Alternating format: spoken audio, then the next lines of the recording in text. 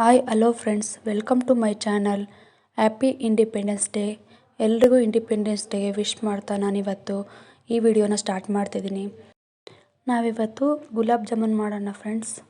ಅದಕ್ಕೂ ಮುಂಚೆ ಈ ವಿಡಿಯೋ ಯಾರೆಲ್ಲ ಹೊಸ್ದಾಗಿ ನೋಡ್ತಿದ್ದೀರಾ ನಮ್ಮ ಚಾನಲ್ಗೆ ಸಬ್ಸ್ಕ್ರೈಬ್ ಆಗಿ ಹಾಗೂ ಬೆಲ್ಲೈಕನ್ ಒತ್ತಿ ಫ್ರೆಂಡ್ಸ್. ನಾನಿವತ್ತು ನಿಮಗೆ 5 ನಿಮಿಷದಲ್ಲಿ ಸಾಫ್ಟಾಗಿರುವಂಥ ಗುಲಾಬ್ ಜಾಮೂನ್ನ ಹೇಗೆ ಮಾಡೋದಂತ ಹೇಳ್ಕೊಡ್ತಿದ್ದೀನಿ ಫ್ರೆಂಡ್ಸ್. ಬನ್ನಿ, ಈಗ ನಾವು ಗುಲಾಬ್ ಜಾಮೂನ್ ಮಾಡೋಕ್ಕೆ ಬೇಕಾಗಿರುವ ಸಾಮಗ್ರಿಗಳನ್ನ ನೋಡೋಣ. ಮೊದಲನೇದಾಗಿ ಗುಲಾಬ್ ಜಾಮೂನ್ ಹಿಟ್ಟು ಅರ್ಧ ಕಪ್ಪು, ಸಕ್ಕರೆ 1 ಕಪ್ಪು ಹಾಗೂ ನೀರು. ನಾವೀಗ ಮೊದಲನೇದಾಗಿ ಒಂದು ಪಾತ್ರೆಗೆ 1 ಕಪ್ ಸಕ್ಕರೆ, ಅರ್ಧ ಕಪ್ಪಷ್ಟು ನೀರು ಹಾಕೊಳ್ಳೋಣ. ನೋಡಿ ಫ್ರೆಂಡ್ಸ್, ನೀವು ತುಂಬ ನೀರನ್ನು ಹಾಕಿದ್ರೆ ಜಾಸ್ತಿ ಹೊತ್ತು ಕುದಿಸ್ಬೇಕಾಗುತ್ತೆ ಪಾಕನ ಗಟ್ಟಿ ಆಗೋಕ್ಕೆ. ಅದರಿಂದ ನೀವು 1 ಕಪ್ ಸಕ್ಕರೆ ತಗೊಂಡ್ರೆ ಅದಕ್ಕೆ ಅರ್ಧ ಕಪ್ಪಷ್ಟು ನೀರು ಹಾಕಿ ಕುದಿಯೋಕೆ ಇಟ್ಟಿನಿ. ಬನ್ನಿ ಫ್ರೆಂಡ್ಸ್, ನಾವೀಗ ಹಿಟ್ಟನ್ನು ಕಲಿಸ್ಕೊಳ್ಳೋಣ. ಈಗ ನಾನು ಹಿಟ್ಟನ್ನು ಹಾಕೊಳ್ತಿದ್ದೀನಿ ಒಂದು ಪಾತ್ರೆಗೆ. ಅದು ಸ್ವಲ್ಪನೇ ನೀರು ಹಾಕೊಂಬಿಟ್ಟು ಸಾಫ್ಟಾಗಿ ಕಲಿಸ್ಕೊಳ್ಳಿ. ತೀರಾ ತೆಳ್ಳಗೂ ಕಲಿಸ್ಬೇಡಿ, ತೀರಾ ಗಟ್ಟಿನೂ ಇರಬಾರ್ದು. ನೋಡಿ, ಈ ಥರ ಇರಬೇಕು ಹಿಟ್ಟು. ಇದನ್ನು ಚೆನ್ನಾಗಿ ಮಿದ್ಕೊಳ್ಳಿ. ನೋಡಿ ಫ್ರೆಂಡ್ಸ್, ಈಗ ನಾನು ಚೆನ್ನಾಗಿ ಮಿದ್ದಿಟ್ಟಿದ್ದೀನಿ. ಈಗ ನಾವು ಇದನ್ನು ಉಂಡೆ ಮಾಡ್ಕೊಳ್ಳೋಣ ಬನ್ನಿ. ನೋಡಿ, ಈಗ ನಾನು ರೌಂಡ್ ಶೇಪಲ್ಲಿ ನೀಟಾಗಿ ಉಂಡೆ ಮಾಡ್ಕೊಳ್ತಿದ್ದೀನಿ.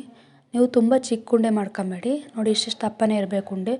ಜಾಮೂನಿನ ಉಂಡೆಗಳು ತುಂಬ ದಪ್ಪ ಆಗಿದ್ದರೆ ಪಾಕನ ಬೇಗ ಹೀರ್ಕೊಳ್ಳುತ್ತೆ ಮತ್ತು ಜಾಮೂನ್ ತಿನ್ನೋಕ್ಕೂ ಕೂಡ ತುಂಬ ಟೇಸ್ಟಾಗಿರುತ್ತೆ.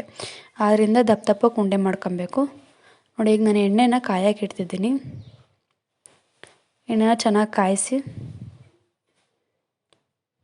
ಎಣ್ಣೆ ಕಾಯ್ದಾಗಿದೆ. ಈಗ ನಾವು ಉಂಡೆಗಳನ್ನ ಬಿಡೋಣ ಬನ್ನಿ. ಜಾಮೂನಿನ ಉಂಡೆಗಳು ಒಂದೊಂದೇ ಆಗೇ ಬಿಡಬೇಕು. ನಾನೇನು ಮಾಡಿ ಇಟ್ಕೊಂಡಿರೋಂಥ ಅಷ್ಟು ಜಾಮೂನಿನ ಉಂಡೆಗಳನ್ನ ಬಿಡ್ತಿದ್ದೀನಿ.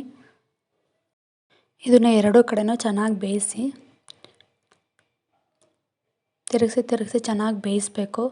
ಇದನ್ನು ಕೆಂಪಗಾಗೋ ರೀತಿ ಬೇಯಿಸಬೇಕು. ಆವಾಗಲೇ ನಿಮಗೆ ಕಲರು ಕೂಡ ಚೆನ್ನಾಗಿ ಬರುತ್ತೆ ಹಾಗೂ ತಿನ್ನೋಕ್ಕೂ ಕೂಡ ತುಂಬ ಚೆನ್ನಾಗಿರುತ್ತೆ. ನೋಡಿ, ಈಗ ಆಗಿದೆ. ಈಗ ನಾವು ಇದನ್ನು ತಿಕ್ಕೊಂಬಿಟ್ಟು ಈಗ ಪಾಕಕ್ಕೆ ಹಾಕ್ಕೊಳ್ಳೋಣ.